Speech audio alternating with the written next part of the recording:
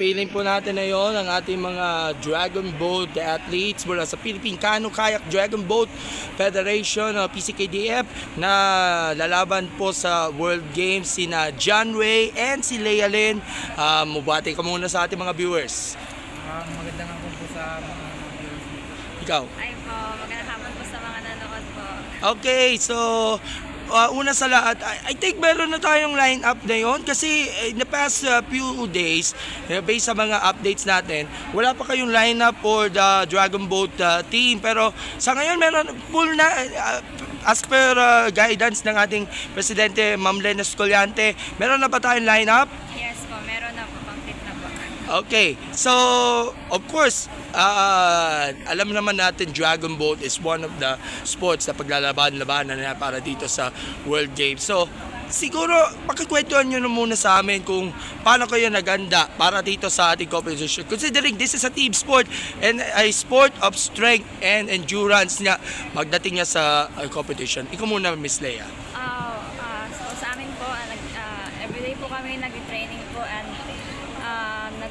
nag-training camp po kami sa sa Palawan. Doon po namin ginagawa yung namin training po everyday po. Actually, sa Palawan din, in-host yung World Dragon Boat Championships, no? Yes. At talagang nag-welcome sa inyo yung mga taga-Palawan niya na dito sa atin, na dito sa atin magaganap yung training camps ng ating PCKDF national team. Kamusta ang pagtanggap nyo dun sa mga taga-Palawan? Sobrang saya po kasi support po sila, especially po sa tirahan po namin. Sa PSU po kami naka-dorm po ngayon. So, nagpapasama po kasi libre po yung namin, yung tirahan namin po.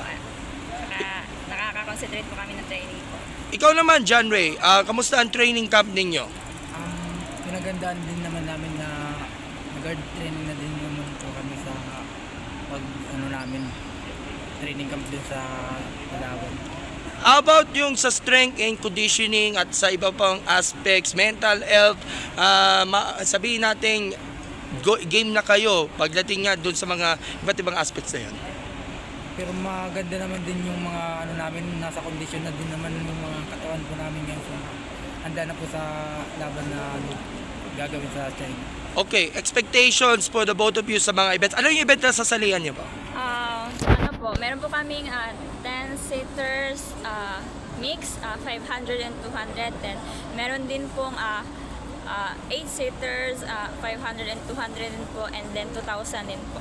So expectations on your behalf sa mga events pa lang, dami yung mga sasalihan. Yes, pero po. hindi pa rin mapapatalo pa rin ang Pilipinas. Yes. Kahit pa yung mga big powers natin, Yes, lalo po. na ang Host China, Yes, po. talagang magiging palaban. Ano masasabi niyo?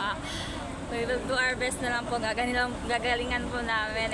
Kasi yung crucial po kasi yung laro namin, kasi yung events po namin sunod-sunod po, 6 hits po.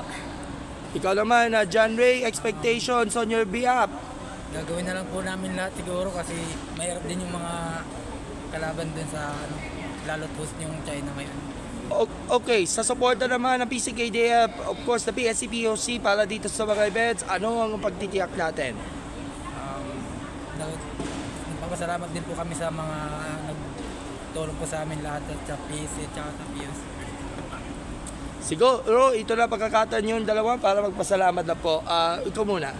Salamat po sa lahat na sumusuporta po sa amin, sa PSC, lahat ng mga Pilipino na mga sumusuporters na sa amin.